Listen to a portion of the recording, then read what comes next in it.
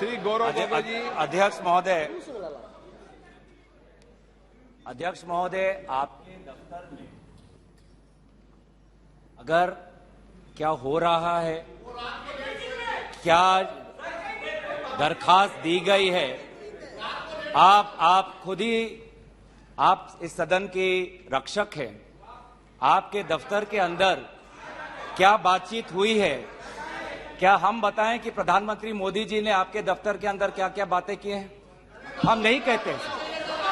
Covid के चाहिए माननीय अध्यक्ष जी, बताना चाहिए, बताइए। एक गंभीर आरोप है माननीय अध्यक्ष जी,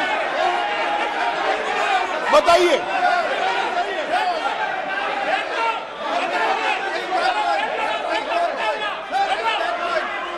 सर, प्रधानमंत्री जी का लेंगे आप, प्रधानमंत्री जी का नाम लेते हुए और शहर का नाम लेते हुए ऐसा अनाप शनाप आरोप नहीं लगा सकते। वो उनको बताना चाहिए। दफ्तर में जो बात हम आपके विश्वास में रखते हैं और आप जो बात हमें कहते हैं उसकी भी विश्वसनीयता हम बचा के रखते हैं। एक मिनट, आप सब एक मिनट बैठिए, एक मिनट मैं बैठा हूं ना। माननीय सदस्य,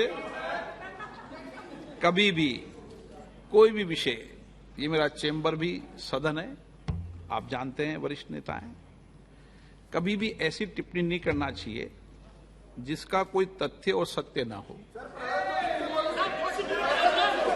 मेरा कहना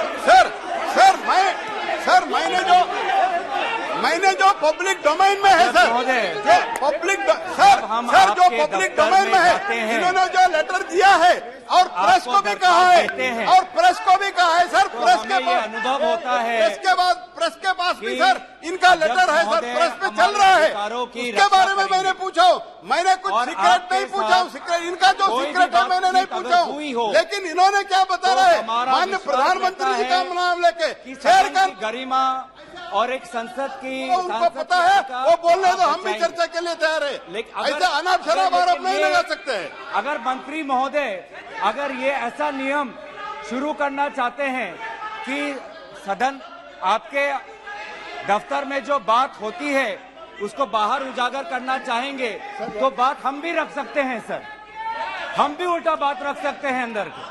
तो इस प्रकार के आप संसदीय मंत्री हैं, आप इस पब्लिक डोमेन में, please understand, it is in the public domain, it is in the media, it is in the social media, what are you talking?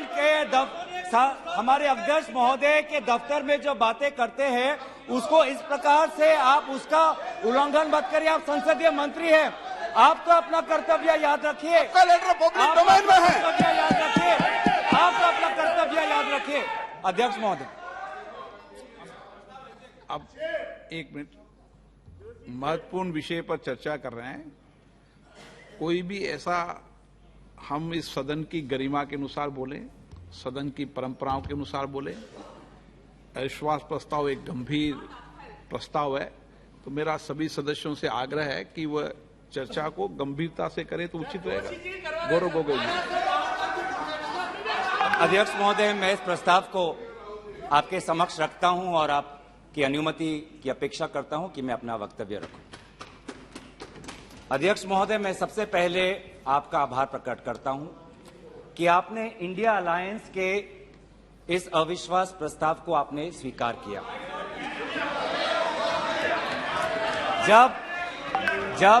जब आपने पूछा कि इस अविश्वास प्रस्ताव के समर्थन में कौन कौन खड़ा है, तो मैं इस मंच से हमारे सारे इंडिया अलायंस दलों के सांसदों को मैं धन्यवाद और आभार प्रकट करता हूं।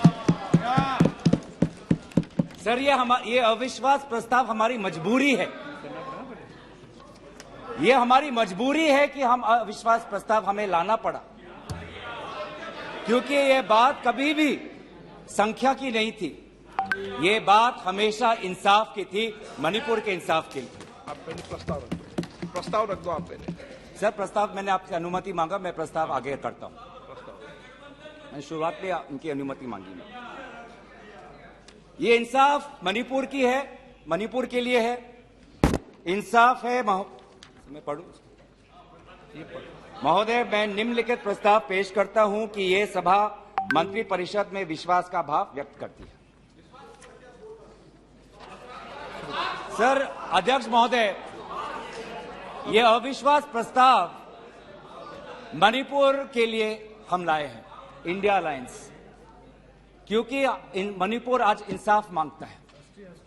मणिपुर का युवा इंसाफ मांगता है, मणिपुर की बेटी इंसाफ मांगती है, मणिपुर के किसान इंसाफ मांगते हैं, मणिपुर के छात्र इंसाफ मांगते हैं। और मार्टिन लूथर किंग ने कहा है, मार्टिन लूथर किंग ने कहा है कि अगर कहीं भी नाइंसाफी हो तो वो हर जगह के लिए इंसाफ का खतरा बन सकता है। Injustice anywhere is a threat to justice everywhere. तो ये जो घटनाएं मणिपुर में हो रही है, इसको ये हम ना समझे कि उत्तर पूर्वांचल के किसी कोने में हो रहा है, ये भारत में हो रहा है सर। अगर मणिपुर जल रहा है तो भारत जल रहा है। अगर मणिपुर में आग लगी है तो भारत में आग लगी है। अगर मणिपुर विभाजित हुआ है तो भारत विभाजित हुआ है। तो आज हम सिर्फ मणिपुर की बात नहीं कर रहे, हम भारत की बात कर रहे हैं। सर हमारी मांग स्पष्ट थी कि देश के मुखिया होने के नाते प्रधानमंत्री सदन में आए, अपनी बात रखे, अपनी संवेदना प्रकट करे और उस पर सारे पार्टी समर्थन दे और मणिपुर को एक संदेश जाए कि इस दुख की घड़ी में पूरा सदन मणिपुर के साथ है, हम मणिपुर में शांति चाहते हैं। यह हमारी अपेक्षा थी, यह हमारी अपेक्षा थी। लेकिन अफसोस की बात है कि ऐसा नहीं हुआ। प्रधानमंत्री महोदय ने एक मौन व्रत लिया कि सदन में ना लोकसभा में कुछ बोलेंगे ना राज्यसभा में कुछ बोलेंगे। और इसीलिए अध्यक्ष महोदय, ये नौबत आनी पड़ी कि हम अविश्वास प्रस्ताव के द्वारा प्रधानमंत्री मोदी जी का मौन व्रत हम तोड़ना चाहते हैं। सर साफ साफ 3 सवाल है प्रधानमंत्री महोदय से। सवाल पहला कि आज तक वो मणिपुर क्यों नहीं गए? राहुल जी गए, इंडिया अलायंस के विभिन्न पार्टीज गए, गृह मंत्री जी गए, एमओएस होम गए, पर देश के मुखिया होने के नाते प्रधानमंत्री मोदी जी क्यों नहीं गए? यह है सवाल पहला। सवाल दूसरा कि लगभग 80 दिन क्यों लगे प्रधानमंत्री मोदी जी को मणिपुर पे कुछ बोलने के लिए, और जब बोले तो सिर्फ 30 सेकंड के लिए बोले, और उसके पश्चात आज तक भी प्रधानमंत्री मोदी जी की तरफ से ना कोई संवेदना का शब्द, ना कोई शांति की याचना। मंत्री मंडल बोल रहे हैं कि हम बोलेंगे, हम बोलेंगे। आप बोलें, आपको किसी ने नहीं रोका। लेकिन प्रधानमंत्री मोदी जी एक प्रधानमंत्री होने के नाते उनके शब्दों में जो महत्व है वो किसी मंत्री के शब्दों में नहीं है। माफ कीजिएगा। प्रधानमंत्री मोदी जी अगर प्रधानमंत्री होने के नाते एक शांति की पहल करें, उस कदम में जो ताकत है वो किसी मंत्री या किसी सांसद में वो ताकत नहीं है, एक प्रधानमंत्री होने के नाते। सवाल हमारा तीसरा कि प्रधानमंत्री जी ने आज तक मणिपुर के मुख्यमंत्री को बर्खास्त क्यों नहीं किया? आपने गुजरात में जब निर्वाचन आए, गुजरात में जब आपको अपनी राजनीति करनी थी तो गुजरात में मुख्यमंत्री बदल दिए, एक बार नहीं 2 बार। उत्तराखंड में निर्वाचन आ रहे थे तो उत्तराखंड में 1 बार, 2 बार, 3 बार, 4 बार शायद आपने मुख्यमंत्री बदल किए। त्रिपुरा में निर्वाचन आए तो त्रिपुरा में भी आपने निर्वाचन आपने से पहले आप मुख्यमंत्री को बदला। मणिपुर के मुख्यमंत्री में ऐसा क्या आपने विशेष, आपका आशीर्वाद आप दे रहे हैं, जिन्होंने खुद कबूल किया है कि आज मेरे कारण एक इंटेलिजेंस फेलियर हुआ है? ये 3 सवाल हैं सर, और शायद इन 3 सवालों का 3 उत्तर भी है। प्रधानमंत्री मोदी जी मणिपुर पर क्यों मौन हैं? शायद उस प्रश्न का उत्तर भी 3 है। पहला उत्तर कि प्रधानमंत्री मोदी जी को कबूल करना पड़ेगा कि उनकी डबल इंजन की सरकार, उनकी सरकार मणिपुर में व्यर्थ हो गई है, विफल हो चुकी है। इसीलिए आज मणिपुर में 150 लोग मरे, लगभग 5000 घर जलाए गए, लगभग 60,000 लोगों आज शिविर में हैं, लगभग 6,500 FIR है। और मुख्यमंत्री, प्रदेश के मुख्यमंत्री होने के नाते जो एक संवाद का वातावरण बनाना चाहिए था, जो एक शांति, अमन और सद्भावना का एक वातावरण जो बनाना चाहिए था, आज उन्होंने सिर्फ मई महीने से नहीं, पिछले 2-3 सालों से ऐसे कुछ भड़काऊ उन्होंने कदम लिए हैं जो आज समाज के बीच में तनाव पैदा हो गया है। आज हम मणिपुर गए हैं, क्या मणिपुर में यह सबसे पहला हिंसा हुआ है? नहीं। क्या उत्तर पूर्वांचल में यह सबसे पहला हिंसा हुआ है? नहीं। इससे पहले भी हुए हैं, मणिपुर में भी हुए हैं। मैं खुद उत्तर पूर्वांचल का हूं, मैं खुद जिम्मेवारी से कहता हूं कि हुए हैं, लेकिन पहली बार, अरे आप में से तो कोई गया भी नहीं, आप क्या जानेंगे? पहले जाओ और फिर हमें परामर्श दो, पहले आप लोग जाओ। सर, हम गए और बहुत दुख हुआ कि हमने समाज में दो वर्गों के बीच ऐसा बंटवारा, समाज के दो वर्गों के बीच हृदय में इतना आक्रोश, इतना गुस्सा हमने पहले कभी नहीं देखा। हमने पहले कभी भी नहीं देखा कि आज समाज का एक वर्ग दूसरे के प्रति बदले की भाषा का प्रयोग कर रहा है। हमने कभी भी नहीं देखा कि एक प्रदेश में एक ऐसी लकीर खींच दी गई है कि पहाड़ पे एक वर्ग के लोग रहते हैं और वैली में एक वर्ग के लोग रहते हैं। अफसोस की बात है सर कि जो सरकार एक इंडिया की बात करती है, आज उन्होंने दो मणिपुर आपने बना दिए हैं। आपके राजनीति से दो मणिपुर आज बन गए। मैं मणिपुर के मुख्यमंत्री को, इस सदन से पूर्व प्रधानमंत्री वाजपेयी जी की राजधर्मों को याद करने के लिए सलाह दूंगा, जिन्होंने कहा कि राजा के लिए, शासक के लिए प्रजा में भेद नहीं हो सकता, ना जन्म के आधार पर, ना जाति के आधार पर, ना समुदाय के आधार पर। सर, आज इस माहौल में अगर सबसे ज्यादा पीड़ा किसी को झेलना पड़ा है तो महिलाओं और बच्चों को। हमने देखे हैं वो वायरल वीडियो में, उनका मैं उल्लेख नहीं करना चाहूंगा, उससे सबको पीड़ा हुआ। पर ऐसे मुख्यमंत्री जी ने स्वयं कहे कि ऐसे 100 FIRs हैं।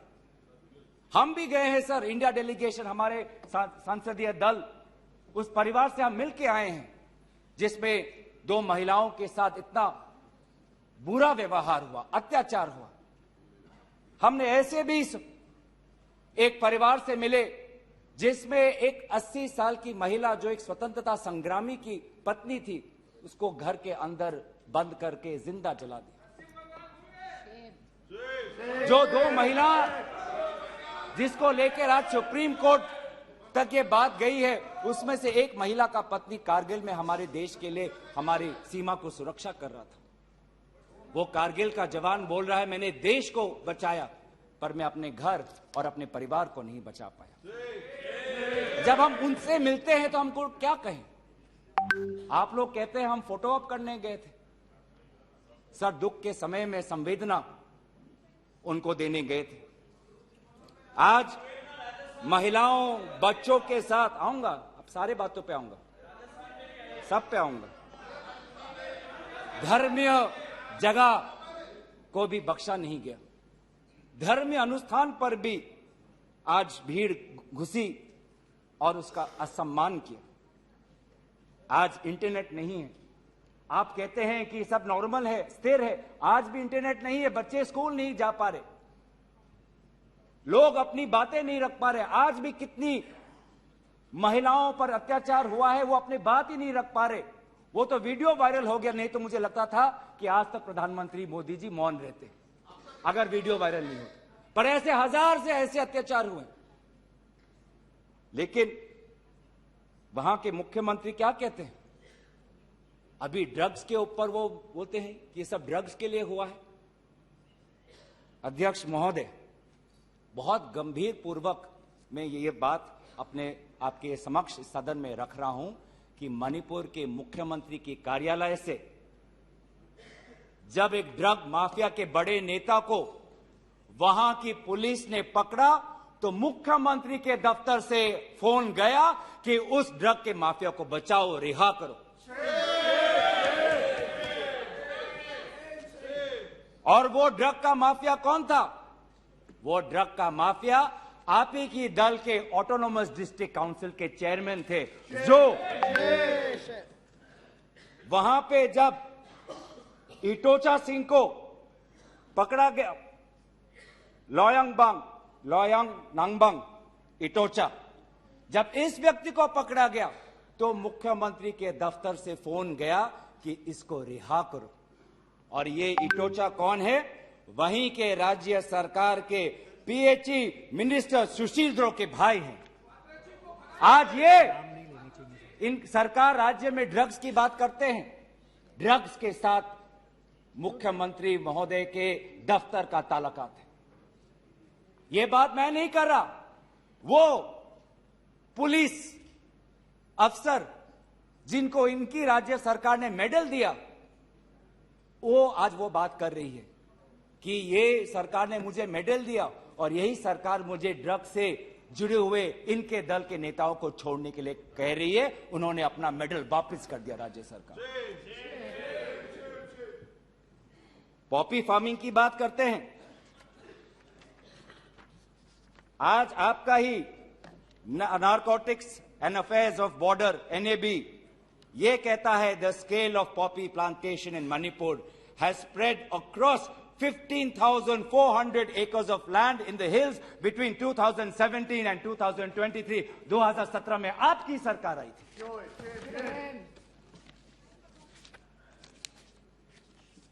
आज इंडियन फॉरेस्ट सर्वे रिपोर्ट 2021 में कहता है that within 2 years time the forest area of Manipur has decreased by 248.63 square kilometers। ये आपके सरकार के नजर के सामने वहां के जंगलों को काटा जा रहा है और पॉपी फार्मिंग को बढ़ावा दिया जा रहा है। गृह मंत्री ड्रग्स को लेकर बार बार वक्तव्य देते हैं, लेकिन गृह मंत्री महोदय आपको भी पता है कि पिछले 5-6 सालों में ड्रग्स की ये समस्या कमी नहीं, थमी नहीं, बढ़ती जा रही है। लगभग 2017 में एनसीआरबी का डेटा है 1113 केसेस, 2021 में 3611। तो ड्रग्स की समस्या आज बढ़ती जा रही है। तो कहीं ना कहीं प्रधानमंत्री जी चाहते हैं कि वो मौन रहे ताकि उनकी राज्य सरकार की छवि धूमिल ना हो, क्योंकि उनको छवि से लगाव है। चाहे लोगों पे अत्याचार हो, ड्रग्स की समस्या बड़ी हो, ये उनके लिए महत्व नहीं रखता। पर जैसे कि मैंने कहा कि उनके मौन रहने का कारण 3 है, अभी तो मैंने सिर्फ एक कारण का उजागर किया। और दूसरा कारण यह है, और बहुत मैं सम्मानपूर्वक ये बात कहना चाहता हूं, दूसरा कारण प्रधानमंत्री मोदी जी का मौन रहने का यह है कि आज भारत केंद्र सरकार का गृह विभाग और राष्ट्रीय सुरक्षा सलाहकार आज विफल हुए हैं। क्या हो रहा मणिपुर में? 5000 से ज्यादा हथियार आज लोगों के हाथों में हैं। लगभग 35 पुलिस स्टेशंस में भीड़ वहां जाकर वहां से हथियार अपने साथ ले जाते हैं। कभी आप जितने भी राज्यों का आपने जो उजागर किया है, कभी ऐसी स्थिति देखी है कि 2 महीनों में एक भीड़ पुलिस थाने में जाकर, पुलिस ट्रेनिंग कॉलेज में जाकर वहां पे जो हथियार है वो लेके जाती है? क्या क्या हथियार ले गए हैं? क्या क्या हथियार लूट के ले गए हैं? INSAS rifle, AK-47, light LMG light machine gun, self loading rifle, SMC, motor, grenade, bullet proof jacket, 6 lakh ammunition, 6 lakh गोलियां आज लोगों के बीच में है। कि ये राष्ट्रीय सुरक्षा का मामला नहीं है? कहां है राष्ट्रीय सुरक्षा सलाहकार? ये जो बंदूक है, ये जो गोलियां हैं, किस पर चलाएंगे? ये गोलियां हमारे भारतीय सेना के नौजवानों पे चलाएंगे। ये गोलियां मणिपुर के पुलिस पर चलाए जाएंगे। ये गोलियां मणिपुर के निहत्थे लोगों पर बरसाए जाएंगे। क्या क्या आपने आज ये जो हथियार है सिर्फ मणिपुर तक सीमित नहीं रहेंगे सर। लगभग ये जो 6 लाख एम्यूनिशन है, गोला बारूद है, AK-47, ये तो युद्ध के हथियार है, ये युद्ध के अस्त्र है। ये सिर्फ मणिपुर तक नहीं सीमित रहेंगे, ये आज उत्तर पूर्वांचल में भारत के अलग अलग जगह में ये हथियार जाएंगे और भारत के समाज को आज अशांति का वातावरण बनाएंगे। तो क्या कर रहे हैं आप? आज दुख की बात है कि अभी मुख्यमंत्री पहले तो समाज पर दोष ठहरा रहे थे, अब मुख्यमंत्री, मणिपुर के मुख्यमंत्री केंद्र सरकार और असम राइफल्स पे आज निशाना साध रहे हैं। आज ही हमें सुनने में मिला कि असम राइफल्स, जिसको जिम्मेवारी दी गई है देश को, लोगों को बचाने के लिए, उनको हटाया जा रहा है। मुख्यमंत्री के घर के जो विधायक हैं, मैं उनका नाम नहीं लूंगा, वो पूछते हैं कि इतने हथियार कहां से आए, क्या कर रही है केंद्रीय शासित सुरक्षा दल? ये असम राइफल्स किसके अनुसार काम करता है? ये असम राइफल्स गृह विभाग के मंत्रालय से इनको निर्देश दिया जाता है। तो एक ऐसी व्यवस्था बन गई है मणिपुर में कि मणिपुर के पुलिस आज असम राइफल्स के जवान पर उंगली उठा रहे हैं, असम राइफल्स के जवान आज मणिपुर के पुलिस पर उंगली उठा रही है। ये बना है 21वीं सदी के भारत में। ऐसे हम समाधान कर रहे हैं पिछले 3 महीनों से। आज सुप्रीम कोर्ट ने जो जांच कमेटी बैठाई, उससे साफ साफ साबित होता है कि सुप्रीम कोर्ट ने भी आज केंद्र सरकार और राज्य सरकार के जो काम है उसको स्वीकार नहीं किया है। आज इसीलिए कमेटी बैठाई गई है। मैं पूछना चाहूंगा कि गृह मंत्री, आपने एक 51 मेंबर्स का कमेटी बैठाया, कितने बार वो कमेटी बैठी? आप 3 दिन थे, आप वहां पे गए, 51 आपने एक पीस कमेटी बैठाई, अच्छी बात है, लेकिन वो कमेटी आज तक असफल रही। गृह मंत्री ने कहा कि मैं 15 दिन बाद में आऊंगा, पर गृह मंत्री 15 दिन हो गए हैं पर मणिपुर में दिखाई नहीं दिए। जब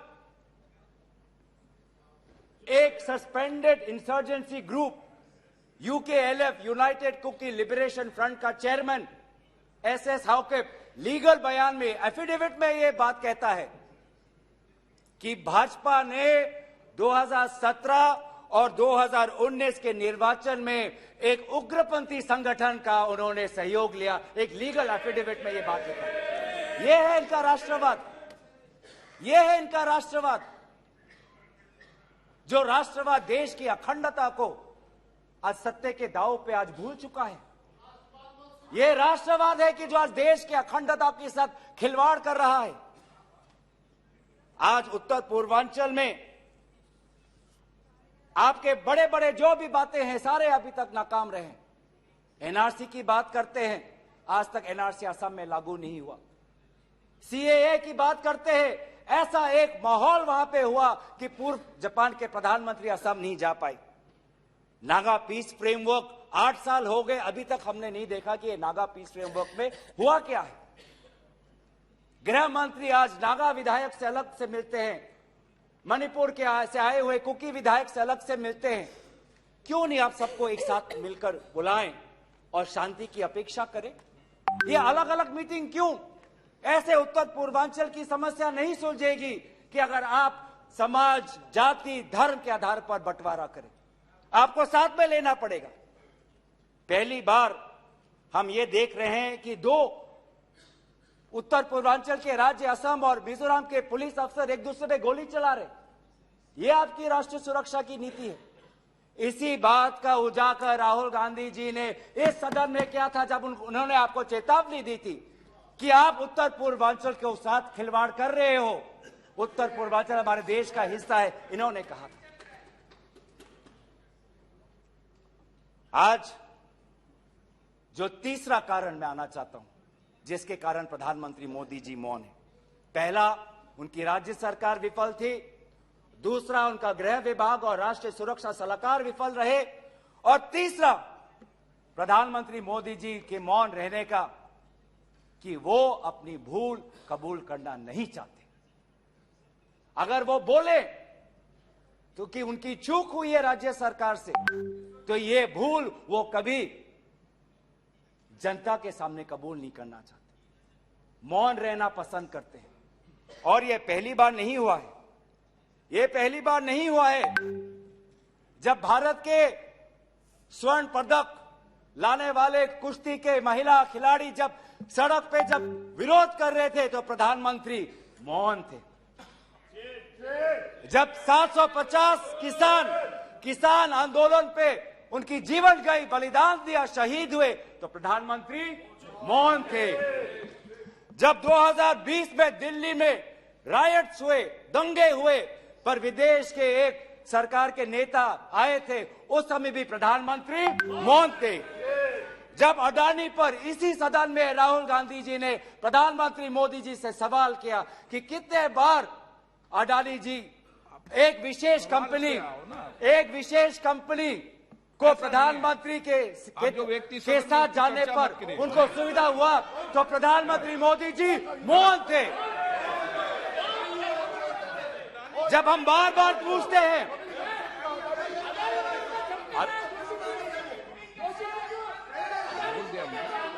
सर बड़ी आश्चर्य की बात है कि सर कि अभी तक मैंने प्रधानमंत्री का नाम लिया, अभी तक मैंने मुख्यमंत्री का नाम लिया, अभी तक मैंने गृह मंत्री का नाम लिया, अभी तक इनकी तरफ से विरोध नहीं आया, लेकिन जब एक विशेष कंपनी के मालिक का नाम लिया तो ये सारे मंत्री और सांसद खड़े हो गए।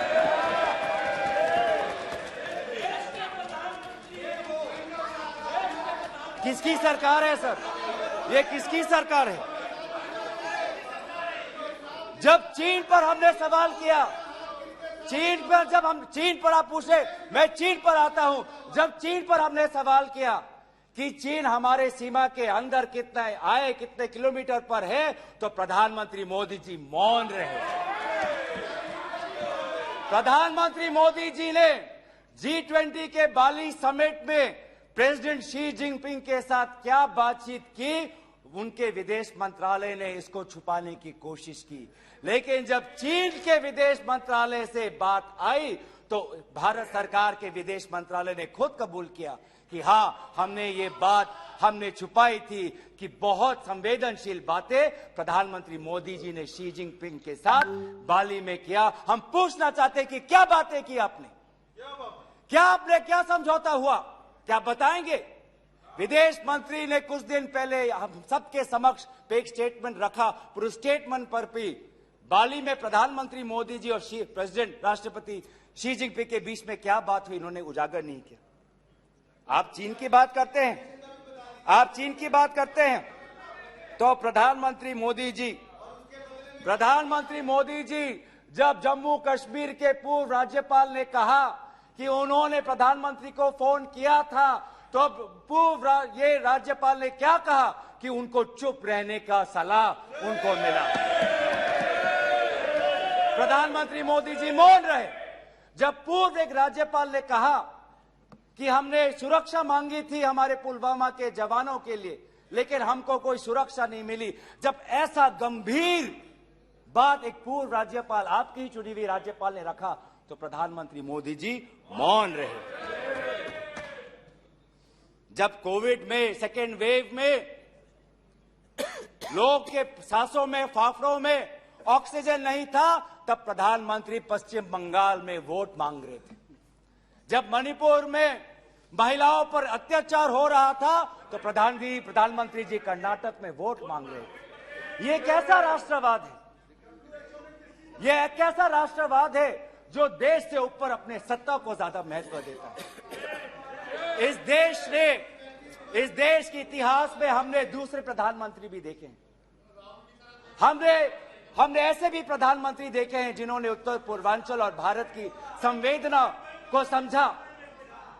मैं उदाहरण देना चाहता हूं, जब असम में हमारा असम अकॉर्ड हुआ 1985 में, तो असम में हमारी कांग्रेस की सरकार थी, लेकिन शांति के पहल के लिए उस समय के पूर्व प्रधानमंत्री राजीव गांधी जी ने कहा कि कांग्रेस की सरकार बर्खास्त होनी चाहिए, हम एक निर्वाचन लाना चाहते हैं ताकि शांति आगे बढ़े।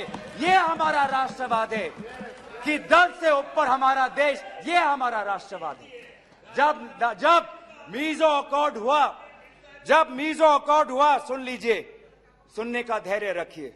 जब मीजो अकॉर्ड हुआ 1986 में, तो मिजोरम में हमारी सरकार थी, लेकिन राजीव गांधी जी ने लालडेंगा जी के साथ समझौता करके मीजो अकॉर्ड उन्होंने स्थापना किया 1986 में, और वहां के पू लालडेंगा जी मिजोरम के इंटरिम गवर्नमेंट के मुख्यमंत्री बने। और निर्वाचन यह है कि हमें सत्ता नहीं, हमें शांति चाहिए उत्तर पूर्वांचल में।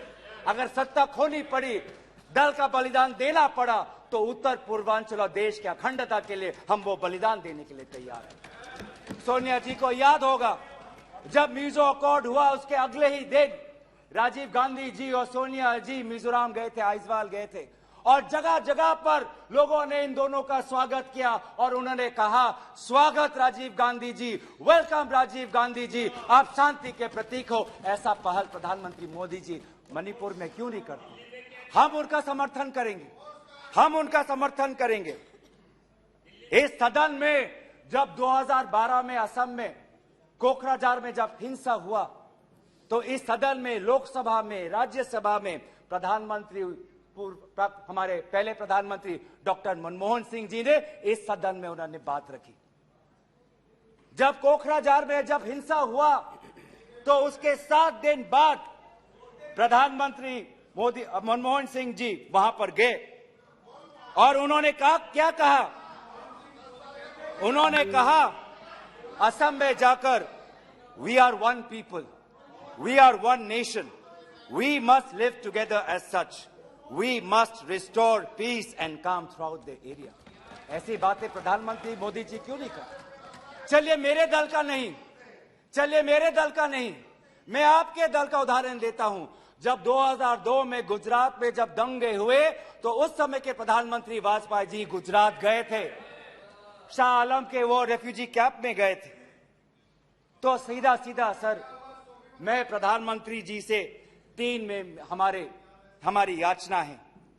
3 हमारे याचना है। याचना 1 कि वो सदन में आकर अपनी बात रखे, लोकसभा में आए और राज्यसभा में भी जाएं, लोकसभा में भी आए और राज्यसभा में भी जाए। हमारी याचना दूसरा कि वो मणिपुर जाए और पूरे पार्टी को लेके जाए। ये बात हमने सदन के प्रारंभ होने से भी पहले कहा था कि अगर प्रधानमंत्री पूरा मणिपुर को एक ऑल पार्टी डेलीगेशन लेके जाएंगे तो हम सब उसमें शामिल होंगे। और हमारा तीसरा ये याचना है कि मणिपुर के विभिन्न समाज सेवक संगठनों को बुलाकर एक मीटिंग करिए, शांति का एक पहल रखिए। लेकिन प्रधानमंत्री क्या कर रहे हैं? प्रधानमंत्री आज इंडिया अलायंस को बदनाम करने में तुले हैं, देश के नाम को आज बदनाम करने में तुले हैं। अफसोस की बात है, जब आप पॉपुलर फ्रंट ऑफ इंडिया की बात करते हैं, इंडिया मुजाहिदीन की बात करते हैं, ईस्ट इंडिया कंपनी की बात करते हैं, तो हम इंडियन इंस्टीट्यूट ऑफ टेक्नोलॉजी की बात करते हैं, हम इंडियन स्पेस रिसर्च ऑर्गेनाइजेशन की बात करते हैं, हम इंडियन पुलिस फोर्स की बात करते हैं, हम इंडियन एयरफोर्स की बात करते हैं। आप जब इंडिया को बदनाम करते हैं तो हमें तो भारत का तिरंगा दिखता है, जहां पे गेरुआ है, सफेद है, हरा है और बीच में अशोक का चक्र है। आज नफरत एक हथियार बन चुका है वोट जीतने के लिए। वो चाहे मणिपुर में हो, वो चाहे हरियाणा में हो, वो चाहे कर्नाटक में हो, वो चाहे मध्य प्रदेश में हो। आप जितना भी नफरत फैलाएं, हमने राहुल जी के नेतृत्व में भारत जोड़ो यात्रा किया है। आपके नफरत के बाजार में हम जगह जगह पे मोहब्बत का दुकान खोलेंगे। हम संविधान की सुरक्षा करेंगे। Our constitution that talks about equality, liberty, justice, fraternity, हम इस संविधान के आदर्शों की हम सुरक्षा करेंगे। आप पूंजीपतियों का विकास चाहते हैं, सबका विकास कहते हैं, लेकिन करते हैं पूंजीपतियों का विकास, और वो भी सिर्फ 6 पूंजीपतियों का। आज भारत में एक ऐसा हमने व्यवस्था देखा है कि 6 कंपनियों के पास आज 25% पोर्ट है, 45% सीमेंट प्रोडक्शन है, 33% स्टील प्रोडक्शन है, 60% टेलीकॉम प्रोडक्शन है, 45% कोल प्रोडक्शन है। यह है आपका विकास का मॉडल, यह है आपका विकास का मॉडल। मैं उस कंपनी का नाम नहीं लूंगा जिससे आप उत्तेजित हो जाते हैं, लेकिन दूसरे कंपनी को तो नाम ले सकता हूं। यह कैसा प्रक्रिया है सर? ये कैसा कॉम्पिटेटिव इकोनॉमी बना रहे हैं?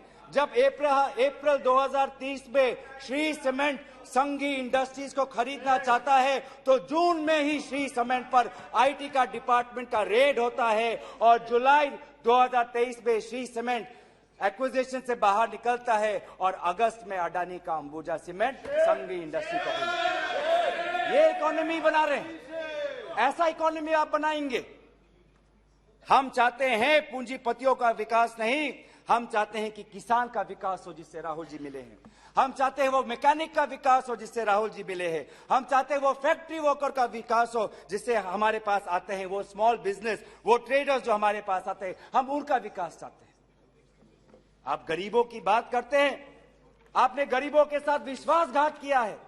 आज टमाटर 2050 केजी में, पेट्रोल 102 लीटर का, एलपीजी 1200 रुपए सिलेंडर का, मिल्क आज दूध के दाम पे। आपको इकोनॉमी की बात करते हैं, लार्जेस्ट फास्टेस्ट ग्रोइंग इकोनॉमी की बात करते हैं, जाइए ये भाषा उस आजाद मंडी के उस आदमी के सामने वो रखिए जिसके आंसू आज पूरे देश ने देखा है, जो कहता है रो रो के कि मेरे पास पैसा नहीं है। ये जीडीपी और फास्टेस्ट ग्रोइंग इकोनॉमी की बातें उनको समझाइएगा। आजादपुर मंडी में राहुल जी गए, आप किसान की बात करते हैं, आपके डेटा में आज हमको मिला है कि लगभग 10,000 किसानों ने आत्महत्या कर दी है, जिसमें से किसान है, श्रमिक है, कल्टीवेटर्स है। ये है पार्लियामेंट में आज उत्तर आता है कि एमजीएनरेगा में 5 करोड़ लोगों को आज एमजीएनरेगा से बाहर कर दिया है। ये आपका विकास है? तो सर ये आप गरीबों पे विश्वासघात करिए, हम राजस्थान की तरह देश में महंगाई में हम राहत लाएंगे। आप आदिवासियों में अत्याचार करें, हम आदिवासी छात्र, महिलाओं और एनजीओ के साथ हम भारत को हम जोड़ेंगे और इंडिया को जिताएंगे। India that is a union of states we will protect and we will win. जो 2024 में भारत जीतेगा, इंडिया जीतेगा। इतना अहंकार मत करिए। इन्हीं बातों के साथ मैं अपना प्रस्ताव यहीं पे रखता हूं। धन्यवाद।